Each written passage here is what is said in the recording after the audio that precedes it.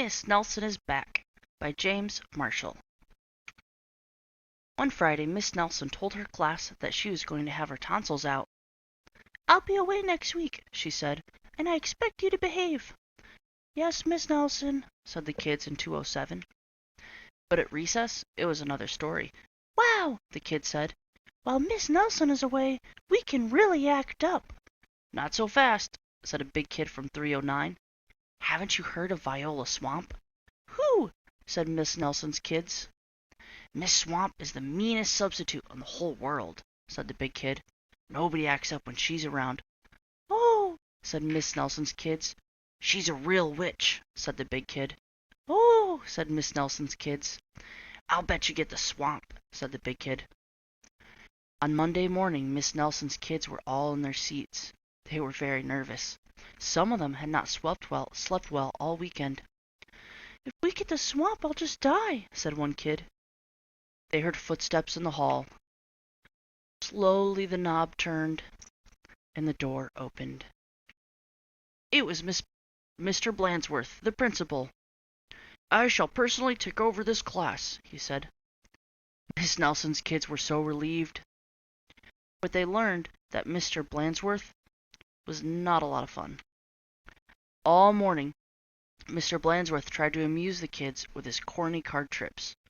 "Oh, bother," said the class. That afternoon, Mr. Blansworth showed the class his favorite puppet shadows. "Kid stuff," said the class. The next day, Mr. Blansworth demonstrated his favorite birds' calls. They were not a success. And for 2 days, Mr. Blansworth showed slides of his goldfish Lucille. Miss Nelson's kids had never been so bored.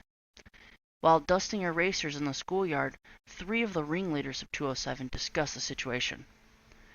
"Something will have to be done," they said. "We must get rid of Mr. Blansworth." And they hatched a plot. After school, they painted and sewed and borrowed some old clothes. And they practiced some very difficult stunt work in the backyard. The next day, they weren't in class. "That's too bad," said Mr. Blansworth. "They'll miss all the excitement." Mr. Blansworth was about to show the class his collection of ballpoint pens from all over the world when someone came to the door. Slowly the knob turned, and the door opened. "Oh, look," said the class. "Miss Nelson is back." A tall and lumpy Miss Nelson tottered into the room. Mr. Blansworth looked surprised. "You're back sooner than we expected," he said. The tall and lumpy Miss Nelson didn't speak. Said the kids. "Her throat must still be sore." "Are you sure you're well enough?" said Miss Blansworth. "She's sure," said the kids. "Well, in that case," said the principal, "I'll be getting back into the office. Nice to have you back, Miss Nelson." And he left the room. "Hot dog!" cried the class. "We got rid of Mr. Blansworth. Now we can just do as we please." And at the stroke of 10, the kids from 207 left the building. No one stopped them. They went straight to the movies, where they saw The Monster That Ate Chicago twice. "This is really living," they said. Afterward, they went to Lulu's, where they stuffed themselves silly. But soon they made a serious mistake. Heading back to school, they passed Miss Nelson's house. Miss Nelson couldn't believe her eyes. "Those are my kids," she said in a scratchy voice. "What are they doing out of school, and who is with them?" Miss Nelson telephoned Mr. Blansworth to see what was going on. "You're not Miss Nelson," said Mr. Blansworth. "Miss Nelson is back." And he hung up. "Can't fool me," he said. Said Miss Nelson. "Something will have to be done." And she went to her closet. Back in 207, Miss Nelson's kids were spending an agreeable afternoon. They were very pleased with themselves. "We should do this more often," they said. They did not notice the figure in the hall. Slowly the knob turned, and the door opened. "My name is Viola Swamp," said the lady in a scratchy voice. "Yipes!" the kids cried. "The swamp!" "That's right," said Miss Swamp, "and I'm here to whip this class into shape. Get back to those desks on the double." The kids did as they were told. The big kid from 309 was certainly right. Miss Swamp was a real witch. She knew how to get results. The whole class did a whole week's worth of work in no time.